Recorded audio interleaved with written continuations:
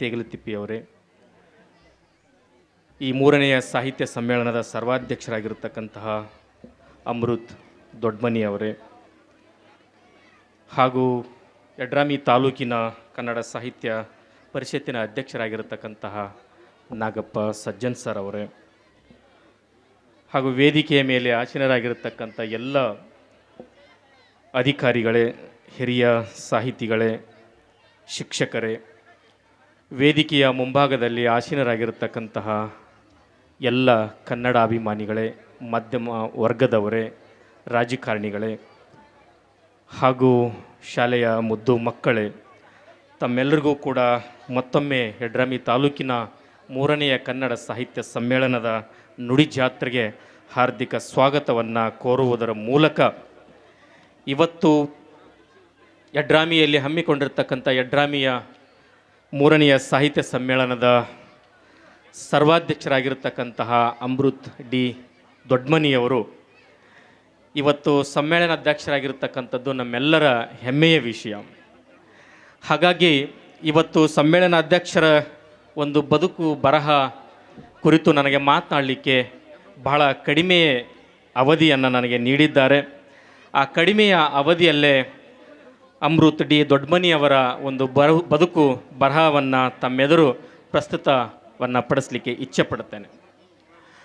Amrit D ದೊಡ್ಮನಿಯವರು ಸುಮಾರು 61 ವರ್ಷಗಳ ಹಿಂದೆ, ಅಂದರೆ 1965 ಸಂದರ್ಭದಲ್ಲಿ ಯಡ್ರಾಮಿ ತಾಲೂಕಿನ ಇಲ್ಲೇ ಪಕ್ಕದಲ್ಲಿರ್ತಕ್ಕಂಥ ಕಾಚಾಪುರ ಅನ್ನುವಂಥ ಗ್ರಾಮದಲ್ಲಿ ಅವರು ಜನಿಸ್ತಾರೆ. ಅವರ ಪ್ರಾಥಮಿಕ ಶಿಕ್ಷಣವೂ ಕೂಡ ಕಾಚಾಪುರ ಗ್ರಾಮದಲ್ಲಿ ಮುಗಿತದೆ. ಪ್ರೌಢಶಾಲೆಯನ್ನು ಜೇವರ್ಗಿಯಲ್ಲಿ ಮುಗಿಸ್ತಾರೆ. ಅವರು ತಮ್ಮ ಉನ್ನತ ಶಿಕ್ಷಣವನ್ನು MA ಮತ್ತು BEd ಮೈಸೂರು ವಿಶ್ವವಿದ್ಯಾಲಯದಲ್ಲಿ ಮುಗಿಸ್ತಾರೆ. ಅವರ 30ನೆಯ ವಯಸ್ಸಿನಲ್ಲಿ ಕಾಚಾಪುರ ಗ್ರಾಮದಲ್ಲಿ ಸರ್ಕಾರಿ ಪ್ರಾಥಮಿಕ ಶಾಲೆಯಲ್ಲಿ ಅತಿಥಿ ಉಪನ್ಯಾಸಕರಾಗಿ, ಅತಿಥಿ ಶಿಕ್ಷಕರಾಗಿ ಅವರು ಸೇವೆಯನ್ನು ಸಲ್ಲಿಸ್ತಾರೆ. ಅವರು ಅತಿಥಿ ಶಿಕ್ಷಕರಾಗಿ ಸೇವೆ ಸಲ್ಲಿಸಿದ 4 ವರ್ಷಗಳ ನಂತರ ಅವರು ಕಾಯಂ ಶಿಕ್ಷಕರಾಗಿ ಕರ್ನಾಟಕ ಸರ್ಕಾರದಿಂದ ನೇಮಕಾತಿಯನ್ನು ಹೊಂದುತ್ತಾರೆ 1994 ಸಂದರ್ಭದಲ್ಲಿ. 1994ರಿಂದ 2007ರವರೆಗೆ ಬಹುಶಃ ಕರ್ನಾಟಕ ರಾಜ್ಯದ ಹಲವಾರು ಶಿಕ್ಷಕರ ಪೈಕಿ ಅತ್ಯಂತ ಸುದೀರ್ಘ ಅವಧಿಯಲ್ಲಿ ಒಂದೇ ಊರಿನಲ್ಲಿ ಒಂದೇ ಶಾಲೆಯಲ್ಲಿ ಸೇವೆ ಸಲ್ಲಿಸಿರ್ತಕ್ಕಂಥ ಶಿಕ್ಷಕ ನಮ್ಮ ಅಮೃತ್ ಡಿ ದೊಡ್ಮನಿಯವರು 1994ರಿಂದ 2007ರವರೆಗೆ ಅರಳುಗುಂಡಿಯ ಸರ್ಕಾರಿ ಹಿರಿಯ ಪ್ರಾಥಮಿಕ ಶಾಲೆಯಲ್ಲಿ ಅವರು ಸೇವೆಯನ್ನು ಸಲ್ಲಿಸ್ತಾರೆ. ಅದಾದ ನಂತರ ಅವರ ಬಡ್ತಿಯ ಮೂಲಕ ಕನ್ನಡ ಪಂಡಿತರಾಗಿ ಸರ್ಕಾರಿ ಪ್ರೌಢಶಾಲೆ SN ಹಿಪ್ಪರ್ಗಾದಲ್ಲಿ ಅವರೇನೆಂದರೆ 2007ರ ನಂತರ ಅವರು ಸೇವೆಯನ್ನು ಸಲ್ಲಿಸ್ತಾರೆ. 2007ರಿಂದ ಸುದೀರ್ಘವಾಗಿ 2025ರವರೆಗೂ ಕೂಡ ಆ SN ಹಿಪ್ಪರ್ಗಾ ಪ್ರೌಢಶಾಲೆಯಲ್ಲಿ ಅವರ ಸೇವೆಯನ್ನು ಸಲ್ಲಿಸ್ತಾರೆ. ಕೊನೆಯ 2025 ಜೂನ್ ತಿಂಗಳ 30ನೇ ತಾರೀಕಿನಂದು ಅವರು ಸೇವಾ ನಿವೃತ್ತಿಯನ್ನು ಹೊಂದುತ್ತಾರೆ. ಇಂತಹ ಶಿಕ್ಷಕ ವೃತ್ತಿಯ ಮಾಡುವುದರ ಮೂಲಕ ಅವರ ನಮ್ಮ ಕನ್ನಡ ನಾಡಿನ ಸಾಹಿತ್ಯ ಸೇವೆಯನ್ನು ಭಾಳಷ್ಟು ಅಭೂತಪೂರ್ವಕವಾಗಿ ಸೇವೆಯನ್ನು ಸಲ್ಲಿಸಿರ್ತಕ್ಕಂಥದ್ದು ನಿಮ್ಮೆಲ್ಲರಿಗೂ ಕೂಡ ಗೊತ್ತಿರ್ತಕ್ಕಂಥ ವಿಚಾರ. ಈಗಾಗಲೇ ನಮ್ಮ ಗುಲ್ಬರ್ಗ ಕನ್ನಡ ಸಾಹಿತ್ಯ ಪರಿಷತ್ತಿನ ಅಧ್ಯಕ್ಷರಾಗಿರ್ತಕ್ಕಂಥ ವಿಜಯಕುಮಾರ್ ತೇಗಲತಿಪ್ಪಿಯವರು ಭಾಳ ಸುದೀರ್ಘವಾಗಿ ಅವರು ಮಾತನಾಡಿದರು. ನಾವೆಲ್ಲರೂ ಕೂಡ ಅವರ ಕುರಿತು ಭಾಳಷ್ಟು ವರ್ಷಗಳ ಹಿಂದಿನಿಂದಲೇ ಅವರ ಪುಸ್ತಕಗಳನ್ನು ನಾನು ಅಧ್ಯಯನ ಮಾಡ್ತಾ ಇದ್ದೆ. ಅವರ ಒಂದು ಸಾಹಿತ್ಯ ಸೇವೆಯನ್ನು ನೋಡುವುದರ ಮೂಲಕ ಅಮೃತ್ ಡಿ ದೊಡ್ಮನಿಯವರು ಸುಮಾರು ತಮ್ಮ ಜೀವಿತಾವಧಿಯಲ್ಲೇ 35 ವರ್ಷಗಳ ಕಾಲದವರೆಗೆ ತಮ್ಮ ಶಿಕ್ಷಕ ವೃತ್ತಿಯನ್ನು ಈ ನಮ್ಮ ಜೇವರ್ಗಿ ತಾಲೂಕಿನಲ್ಲಿ ನೀಡಿದ್ದಾರೆ. ಬಹುಶಃ ನನ್ನ ವಯಸ್ಸಿನಷ್ಟು ಅವರ ಶಿಕ್ಷಕ ಒಂದು ವೃತ್ತಿಯನ್ನು ನಿರ್ವಹಿಸಿದ್ದಾರೆ.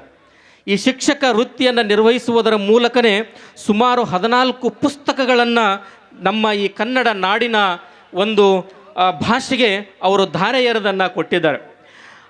ಹಲವಾರು ಪುಸ್ತಕಗಳನ್ನು ಪ್ರಕಟಿತವಾಗಿವೆ. ಈ ಸಂದರ್ಭದಲ್ಲಿ ಮೂರನೇ ಸಾಹಿತ್ಯ ಸಮ್ಮೇಳನದಲ್ಲೂ ಕೂಡ ಅವರ ಪುಸ್ತಕವಾಗಿರತಕ್ಕಂಥ ವಚನಾಮೃತ ಅನ್ನುವಂಥ ಪುಸ್ತಕನೂ ಕೂಡ ಅವರು ಬಿಡುಗಡೆಯನ್ನು ಮಾಡಿದ್ದಾರೆ.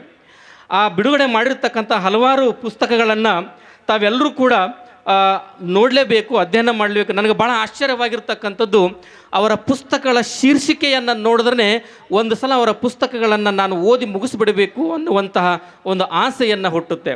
ಹಾಗಾಗಿ ಈ ವೇದಿಕೆಯ ಮುಂಭಾಗದಲ್ಲಿ ಆಸೀನರಾಗಿರ್ತಕ್ಕಂಥ ಎಲ್ಲ ಹೆಮ್ಮೆಯ ಕನ್ನಡಾಭಿಮಾನಿಗಳು ತಾವು ನಮ್ಮ ಈ ಸಮ್ಮೇಳನದ ಸರ್ವಾಧ್ಯಕ್ಷರ ಪ್ರಕಟಿತ ಕೃತಿಗಳನ್ನು ತಾವೆಲ್ಲರೂ ಕೂಡ ಗಮನಿಸಲೇಬೇಕು. ಸಮ್ಮೇಳನಾಧ್ಯಕ್ಷರು ಕವನ ಸಂಕಲನ ಆಗಿರ್ಬೋದು, ಕಥಾ ಸಂಕಲನ ಆಗಿರ್ಬೋದು, ವಚನ ಸಂಕಲನ ಆಗಿರ್ಬೋದು, ಆಮೇಲೆ ಪ್ರಬಂಧಗಳಾಗಿರ್ಬೋದು, ಆಮೇಲೆ ನಾಟಕಗಳು, ಹಲವಾರು ರೀತಿಯಾಗಿರ್ತಕ್ಕಂತಹ ಸಾಹಿತ್ಯ ಸೇವೆಯನ್ನು ಸಲ್ಲಿಸಿದ್ದಾರೆ. ಅವರು ಈ ಕಥಾ ಸಂಕಲನಗಳನ್ನು ನಾವು ನೋಡುವಂಥ ಸಂದರ್ಭದಲ್ಲಿ ಕೂಸು ಕೊಂದವರು ಅನ್ನುವಂಥ ಕಥಾ ಸಂಕಲನವನ್ನು ತಾವೆಲ್ಲರೂ ಕೂಡ ಓದಲೇಬೇಕಾಗಿರ್ತಕ್ಕಂಥ ಸಂಕಲನ. ಈ ಕವನ ಸಂಕಲನಗಳಲ್ಲಿ ನೋವಿನ ನುಡಿಗಳು, ಭಾವಾಂತರಂಗ ಅನ್ನುವಂಥದ್ದು, ಜೊತೆಗೆ ನಮ್ಮ ಕನ್ನಡ ನಾಡಿನ 12ನೇ ಶತಮಾನದಲ್ಲಿ ವಚನಕಾರರು ಅನ್ನುವಂಥದ್ದು ನಮ್ಮ ಕರ್ನಾಟಕದಲ್ಲಿ, ನಮ್ಮ ಭಾರತ ದೇಶದಲ್ಲಿ, ಇಡೀ ವಿಶ್ವದಲ್ಲೇ ಒಂದು ದೊಡ್ಡ ಕ್ರಾಂತಿಯನ್ನು, ಸಾಮಾಜಿಕ ಕ್ರಾಂತಿಯನ್ನು ಮಾಡಿರ್ತಕ್ಕಂಥದ್ದನ್ನು ನಮ್ಮೆಲ್ಲರೂ ಕೂಡ ಗೊತ್ತು. ಅದೇ ರೀತಿಯಾಗಿ ವಚನಕಾರರ ಕೊನೆಯ ಕೊಂಡಿಯಾಗಿರ್ತಕ್ಕಂಥ ನಮ್ಮ ಜೇವರ್ಗಿಯ ಒಂದು ಯಾರು ವಚನಕಾರರು ಕೊನೆಯ ಕೊಂಡಿ ಅಂತ ನಾವೆಲ್ಲ ಹೇಳ್ತಿರ್ತೀವಿ. ಆದರೆ ನಮ್ಮ ಅಮೃತ್ ಡಿ ದೊಡ್ಡಮನಿಯವರು ನಮ್ಮ ವಚನಕಾರರಲ್ಲೇ ಆಧುನಿಕ ವಚನಕಾರರು ಅಂತಂದ್ರೂ ಕೂಡ ತಪ್ಪಾಗಲ್ಲ. ಯಾಕೆ ಅನ್ನುವುದಾಗಿದ್ದರೆ, ಅವರು ವಚನಾಮೃತ ಮತ್ತು 101 ನುಡಿಗಳು ಅನ್ನುವಂತಹ ಆಧುನಿಕ ವಚನಗಳ ಭಾಗ 1 ಮತ್ತು ಭಾಗ 2 ಅನ್ನುವಂತಹ ವಚನಗಳನ್ನು ಅವರು ಈ ಒಂದು ಕನ್ನಡ ನಾಡಿಗೆ ದಾರೆ ಎರೆದನ್ನು ಕೊಟ್ಟಿದ್ದಾರೆ. ಅದೇ ರೀತಿಯಾಗಿ ಅವರ ಚಿಂತನೆಗಳನ್ನು ಮಾತು ಮೌನ ವಚನಗಳಲ್ಲಿ ವೈಚಾರಿಕತೆ ಅನ್ನುವಂಥ ಶ್ರೇಷ್ಠವಾಗಿರ್ತಕ್ಕಂತಹ ಒಂದು ಆಧುನಿಕ ವಚನಗಳನ್ನು ನಮ್ಮ ಕನ್ನಡ ಸಾಹಿತ್ಯ ಕ್ಷೇತ್ರಕ್ಕೆ ದಾರೆ ಎರೆದು ಕೊಟ್ಟಿದ್ದಾರೆ. ಅವರ ಜೀವನದಲ್ಲಿ ಅತ್ಯಂತ ಅದ್ಭುತವಾಗಿರ್ತಕ್ಕಂಥ ಪ್ರಬಂಧಗಳಾಗಿರ್ತಕ್ಕಂತಹ ಏನಂತಂದರೆ, ಈ ಒಂದು ಜಾತಿಯ ಹಲವು ಮುಖಗಳು ಅನ್ನುವಂತಹ ಅವರು ನನ್ನ ನೀಡಿ ಈ ದೇಶದಲ್ಲಿ, ಈ ಸಾಹಿತ್ಯದಲ್ಲಿ ವಚನಗಳ ಮೂಲಕ ಮಾನವ ಅನ್ನುವಂಥ ಒಂದೇ ಜಾತಿ, ಹೆಣ್ಣು ಗಂಡು ಅನ್ನುವ ಭೇದ ಭಾವ ಇಲ್ಲ, ಆ ಜಾತಿ ಈ ಜಾತಿ ಅನ್ನುವ ಭೇದ ಭಾವ ಇಲ್ಲ ಅಂತ ಸುಮಾರು 800-900 ವರ್ಷಗಳಿಂದ ಸಾರಿ ಸಾರಿ ಹೇಳಿದ್ರೂ ಕೂಡ ಇವತ್ತಿಗೂ ಕೂಡ ಜಾತೀಯತೆ ಅನ್ನುವಂಥದ್ದು, ಅಸ್ಪೃಶ್ಯತೆ ಅನ್ನುವಂಥದ್ದು, ಲಿಂಗ ತಾರತಮ್ಯ ಅನ್ನುವಂಥದ್ದು ಇವತ್ತಿಗೂ ಕೂಡ ನಮ್ಮ ಸಮಾಜದಲ್ಲಿ ಜೀವಂತವಾಗಿದೆ. ಅಂಥದ್ದನ್ನು ಖಂಡಿತವಾಗಿ ಖಂಡಿಸುವುದರ ಮೂಲಕ ಜಾತಿಯ ಹಲವು ಮುಖಗಳು ಅನ್ನುವಂಥ ಮಹಾ ಪ್ರಬಂಧವನ್ನು ಮಂಡಿಸಿರ್ತಕ್ಕಂಥದ್ದು ನಮ್ಮ ಅಮೃತ್ ಡಿ ದೊಡ್ಡಮನಿಯವರು. ಅದೇ ರೀತಿ ಹಲವು ನಾಟಕಗಳನ್ನು ಬರೆದಿದ್ದಾರೆ. ಗರತಿಯ ಗೋಳಾಟ, ಒಡಹುಟ್ಟಿದವರು, ನಾಲೆಜ್ ಇಲ್ಲದ ಕಾಲೇಜ್ ಗರ್ಲ್ ಮತ್ತು ಭಕ್ತ ತಿರುಕ ನೀಲಕಂಠ, ತಂದಿ ತಂದ ಭಾಗ್ಯ ಅಂಥೇಳಿ ಹಲವು ರೀತಿಯಾಗಿರ್ತಕ್ಕಂಥ ನಾಟಕಗಳನ್ನು ಅವರು ನಿರ್ಮಿಸಿದ್ದಾರೆ. ಅಂದರೆ ಇವರು ಸುಮಾರು ತಮ್ಮ ಸಾಹಿತ್ಯದ ಕ್ಷೇತ್ರದಲ್ಲಿ ಅವರ ಶಿಕ್ಷಕ ವೃತ್ತಿಯನ್ನು ಮಾಡುವುದರ ಮೂಲಕನೇ ಕಥಾ ಸಂಕಲನ, ಕವನ ಸಂಕಲನ, ನಾಟಕಗಳು, ಪ್ರಬಂಧಗಳು ಅನ್ನುವಂಥ ರೀತಿಯಲ್ಲಿ 14 ರೀತಿಯಾಗಿರ್ತಕ್ಕಂಥ ಮಹಾನ್ ಕೃತಿಗಳನ್ನು ರಚನೆ ಮಾಡುವುದರ ಮೂಲಕ ಇವತ್ತು ಏನಪ್ಪ ಅಂದರೆ ನಮ್ಮ ಯಡ್ರಾಮಿಗೆ, ನಮ್ಮ ಜೇವರ್ಗಿಗೆ, ನಮ್ಮ ಕನ್ನಡ ನಾಡಿಗೆ ಒಂದು ಹೆಮ್ಮೆಯ ತಂದಿರತಕ್ಕಂಥ ಒಂದು ಸಾಹಿತ್ಯ ಅಂದ್ರೂ ಕೂಡ ತಪ್ಪಾಗಲಿಕ್ಕಿಲ್ಲ. ಬಹುಶಃ ಇವತ್ತು ನಮ್ಮ ಯಡ್ರಾಮಿ ತಾಲೂಕಿನ 3ನೇ ಕನ್ನಡ ಸಾಹಿತ್ಯ ಸಮ್ಮೇಳನದ ಸರ್ವಾಧ್ಯಕ್ಷರಾಗಿ ಇವತ್ತು ನೇಮಕ ಹೊಂದಿರತಕ್ಕಂಥದ್ದು ನಮ್ಮೆಲ್ಲರಿಗೂ ಕೂಡ ಹೆಮ್ಮೆಯಾಗಿರ್ತಕ್ಕಂಥ ವಿಚಾರ. ಈ ಕಾರ್ಯಕ್ರಮದಲ್ಲಿ ನಾನು ಬಹಳ ಅನಂತಪೂರ್ವಕವಾಗಿ ಧನ್ಯವಾದಗಳನ್ನು ಸಲ್ಲಿಸ್ತೇನೆ.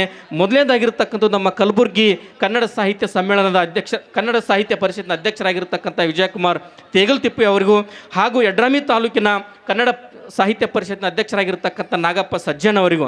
ಅಂದರೆ ಇಂತಹ ಅದ್ಭುತವಾಗಿರ್ತಕ್ಕಂಥ ಸಾಹಿತಿಯನ್ನು ಗುರುತಿಸಿ ನಮ್ಮ ಯಡ್ರಾಮಿ ತಾಲೂಕಿನ ಸರ್ವಾಧ್ಯಕ್ಷರಾಗಿ ಆಯ್ಕೆ ಮಾಡಿರ್ತಕ್ಕಂಥದ್ದು ಇದು ನಮ್ಮ ಯಡ್ರಾಮಿಯ ಭಾಳ ಹೆಮ್ಮೆಯಾಗಿರ್ತಕ್ಕಂಥ ವಿಚಾರ ಅಂಥೇಳಿ ನಾನು ಓಕೆ. ಈ ಹಿಂದೆ ಅಮೃತ್ ಡಿ ದೊಡ್ಡಮನಿ ಅವರದು ಸಾಹಿತ್ಯ ಸಮ್ಮೇಳನದ ಅಧ್ಯಕ್ಷರಾಗಬೇಕು ಅಂಥೇಳಿ 2 ಬಾರಿ ಏನಂತಂದರೆ ಅವರ ಹೆಸರನ್ನು ಬಂದಿತ್ತು. ಆದರೆ ಕಾರಣಾಂತರಗಳಿಂದ ಇವತ್ತು ಏನಂದರೆ 3ನೇ ಸಾಹಿತ್ಯ ಸಮ್ಮೇಳನಕ್ಕೆ ಸರ್ವಾಧ್ಯಕ್ಷರಾಗಿರ್ತಕ್ಕಂಥದ್ದು ನಿಮ್ಮೆಲ್ಲರ ಹೆಮ್ಮೆಯದಾಗಿರ್ತಕ್ಕಂಥ ವಿಚಾರ. ಕೊನೆಯ 2025ರಲ್ಲಿ ಅವರ ಸೇವಾ ನಿವೃತ್ತಿಯನ್ನು ವಹಿಸಿದರು.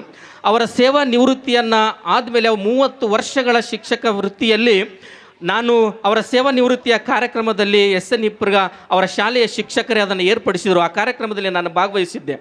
ಆ ಭಾಗವಹಿಸಿರ್ತಕ್ಕಂಥ ಸಂದರ್ಭದಲ್ಲಿ ಅವರ ಶಿಕ್ಷಕರು ಒಬ್ಬರು ಮಾತನಾಡ್ತಾ ಇದ್ದರು. ಏನಂತಂದರೆ, ಅವರಿಗೆ ಸಂದಿರ್ತಕ್ಕಂಥ ಪ್ರಶಸ್ತಿಗಳು, ಅವರಿಗೆ ಸಂದಿರ್ತಕ್ಕಂಥ ಗೌರವಗಳನ್ನು ನೋಡಿದ್ರೆ ಇವತ್ತಿನ ಕಾಲ ಹೆಂಗಿದೆ ಅಂತಂದರೆ ಪ್ರಶಸ್ತಿಗಳನ್ನು ಎರಡು ರೀತಿಯಾಗಿ ವಿಂಗಡಣೆಯನ್ನು ಮಾಡ್ತೀವಿ. ಪ್ರಶಸ್ತಿಗಳನ್ನು ಪಡೆದುಕೊಳ್ಳುವುದರಲ್ಲಿ ಎರಡು ರೀತಿಯಾಗಿ ವಿಂಗಡಣೆ ಮಾಡ್ತೀವಿ. ಅದು ಏನಂತಂದರೆ, ಒಂದು ಪ್ರಶಸ್ತಿಯನ್ನು ಪಡೆದುಕೊಳ್ಳುವವರು, ಇನ್ನೊಂದು ಪ್ರಶಸ್ತಿಗಳನ್ನು ಹೊಡೆದುಕೊಳ್ಳುವವರು ಅಂಥೇಳಿ. ಇವತ್ತು ಅಮೃತ ಡಿ ದೊಡ್ಡಮನಿ ಅವರು ಪ್ರಶಸ್ತಿಗಳನ್ನು ಪಡೆದುಕೊಳ್ಳುವವರು ಅನ್ನುವಂಥ ಒಂದು ಭಾಗಕ್ಕೆ ಸಂಬಂಧಪಟ್ಟಿರ್ತಕ್ಕಂಥವ್ರು. ಯಾಕಂತಂದರೆ ಅವರು ಸೇವಾ ನಿವೃತ್ತಿಯನ್ನು ಕಾರ್ಯಕ್ರಮದಲ್ಲಿ ಅವರ ಶಿಕ್ಷಕರು ಮಾತನಾಡ್ತಾ ಇದ್ದರು. ನನಗೆ ಭಾಳ ಆಶ್ಚರ್ಯ ಆಯಿತು. ಏನು ಅಂತಂದರೆ, ಶಾಲೆಯಲ್ಲಿ ಕೂತ್ಕೊಂಡೆ ಯಾರಿಗೂ ಕೂಡ ಅರ್ಜಿಯನ್ನು ಹಾಕದೆ ತನ್ನ ಶಾಲೆಗೆ ಗ್ರಾಮ ಮಟ್ಟದಿಂದ ರಾಷ್ಟ್ರ ಮಟ್ಟದವರೆಗೂ ಯಾವುದಾದ್ರೂ ಪ್ರಶಸ್ತಿಯನ್ನು ಪಡೆದುಕೊಂಡಿರ್ತಕ್ಕಂಥ ಸಾಹಿತಿ ಇದ್ದರೆ ಅದು ಅಮೃತ ದೊಡ್ಡಮನಿ ಅನ್ನುವಂಥವರು ಅವರ ಶಿಕ್ಷಕರು ಹೇಳಿದರು. ಭಾಳ ಹೆಮ್ಮೆಯಾಗಿರ್ತಕ್ಕಂಥ ವಿಚಾರ. ಅವರು ಸಂದಿರ್ತಕ್ಕಂಥ ಪ್ರಶಸ್ತಿಗಳನ್ನು ನೋಡಿದ್ರೇ ಇವತ್ತು ಹಲವಾರು ಸಮಯವನ್ನು ಅದು ತಗುಲ್ತದೆ.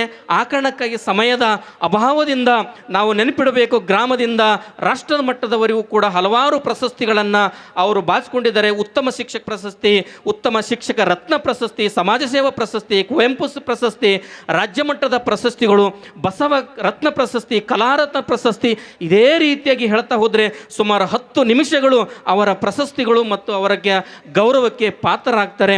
ಇಂತಹ ಪ್ರಶಸ್ತಿ ಪುರಸ್ಕೃತರ ಇಂತಹ ಒಂದು ಸಾಹಿತಿಯ ಒಂದು ಸಮ್ಮೇಳನ ಅಧ್ಯಕ್ಷರಾಗಿ ನಮಗೆ ಆಯ್ಕೆಯಾಗಿರೋದಕ್ಕೆ ಭಾಳ ಧನ್ಯವಾದಗಳು. ಅದೇ ರೀತಿಯಾಗಿ ಮುಂದಿನ ಒಂದು 4ನೇ ಸಾಹಿತ್ಯ ಸಮ್ಮೇಳನ ಆಗಿರ್ಬೋದು, 5ನೇ ಸಾಹಿತ್ಯ ಸಮ್ಮೇಳನ ಆಗಿರ್ಬೋದು, ಆಯ್ಕೆ ಮಾಡುವಂಥ ಸಲಹಾ ಸಮಿತಿ ಆಗಿರುವಂಥ ಅವರಿಗೆ ನನ್ನ ವಿನಂತಿ ಏನಪ್ಪ ಅಂದರೆ, ಆದಷ್ಟು ಮಟ್ಟಿಗೆ ಸಾಹಿತ್ಯಕ್ಕೆ ಸಮೀಪ ಯಾರಾಗಿರ್ತಾರೋ, ಸಾಹಿತ್ಯಕ್ಕೆ ಯಾರು ಕೊಡುಗೆ ಕೊಟ್ಟಿರ್ತಾರೋ ಅಂಥವರನ್ನು ಗುರುತಿಸಿ ಸಮ್ಮೇಳನಾಧ್ಯಕ್ಷರನ್ನು ಮಾಡಬೇಕು ಅಂಥೇಳಿ ನಮ್ಮ ಜೇವರ್ಗಿಯ, ಯಡ್ರಾಮಿಯ ಮತ್ತು ಕಲಬುರ್ಗಿಯ, ಕರ್ನಾಟಕ ರಾಜ್ಯದ ಎಲ್ಲ ಸಾಹಿತ್ಯ ಅಭಿಮಾನಿಗಳಿಗೆ ವಿನಂತಿ ಮಾಡಿಕೊಳ್ಳುವುದರ ಮೂಲಕ ಇವತ್ತು ನನಗೆ ಅಮೃತ ದೊಡ್ಡಮನಿ ಅಂತಹ ಮೇರು ಸಾಹಿತ್ಯ ಕುರಿತು, ಸಮ್ಮೇಳನಾಧ್ಯಕ್ಷರ ಸಾಹಿತ್ಯ ಕುರಿತು, ಬದುಕು ಮತ್ತು ಬರಹಗಳ ಕುರಿತು ಮಾತನಾಡಲಿಕ್ಕೆ ಅವಕಾಶ ಮಾಡಿಕೊಟ್ಟಿರ್ತಕ್ಕಂತಹ ತಮ್ಮೆಲ್ಲರೂ ಕೂಡ ಧನ್ಯವಾದಗಳು. ಅದೇ ರೀತಿಯಾಗಿ ಅವರು ಒಂದು ಮಾತನ್ನು ಹೇಳಿದರು, ನಾನು ನಿವೃತ್ತಿ ಹೊಂದ ಮೇಲೆ, ಸೇವಾ ನಿವೃತ್ತಿ ಹೊಂದ ಮೇಲೆ ನಾನು ಶಿಕ್ಷಕ ವೃತ್ತಿಯಿಂದ ನಿವೃತ್ತಿ ಹೊಂದಿರಬಹುದು, ಆದರೆ ನಾನು ಸಾಹಿತ್ಯಕ್ಕೆ ಯಾವತ್ತೂ ಕೂಡ ನಾನು ನಿವೃತ್ತಿ ಹೊಂದಲ್ಲ ಅನ್ನುವಂಥ ಮಾತನ್ನು ಹೇಳುವುದರ ಮೂಲಕ, ಅದೇ ರೀತಿಯಾಗಿ ಅವರು ಒಂದು ಭಾಷಣದಲ್ಲಿ ಒಂದು ಮಾತನ್ನು ಹೇಳಿದರು. ಏನಂದರೆ, ನೀವು ಬೆಂಗಳೂರಿನಲ್ಲಿ ಡಾಲರ್ಸ್ ಕಾಲೋನಿಯನ್ನು ಕೇಳಿರ್ಬೋದು, ಬೆಂಗಳೂರಿನಲ್ಲಿ ನೀವು ಡಾಲರ್ಸ್ ಕಾಲೋನಿಯನ್ನು ಕೇಳಿರ್ಬೋದು, ಆದರೆ ಯಡ್ರಾಮಿಯ ಕಾಚಾಪುರ ಗ್ರಾಮದಲ್ಲಿ ನೀವು ಡಾಕ್ಟರ್ಸ್ ಕಾಲೋನಿಯನ್ನು ಕೇಳಲಿಕ್ಕಿಲ್ಲ. ನೀವು ಕಾಚಾಪುರಕ್ಕೆ ಹೋಗಿ ಡಾಕ್ಟರ್ಸ್ ಕಾಲೋನಿಯನ್ನು ನಾವು ನಿರ್ಮಾಣ ಮಾಡ್ತೀವಿ ಅನ್ನುವಂಥ ಮಾತನ್ನು ಹೇಳಿರ್ತಕ್ಕಂಥದ್ದು ಅತ್ಯಂತ ಪ್ರೇರಣಾದಾಯಕವಾಗಿರ್ತಕ್ಕಂಥ ಮಾತನ್ನು ಹೇಳುವುದರ ಮೂಲಕ ಇಲ್ಲಿವರೆಗೂ ಮಾತನಾಡಲಿಕ್ಕೆ ನನಗೆ ಅವಕಾಶ ಮಾಡಿಕೊಟ್ಟಿರ್ತಕ್ಕಂಥ ಆಯೋಜಕರಿಗೆ ಧನ್ಯವಾದಗಳು. ಶರಣಾರ್ಥಿ.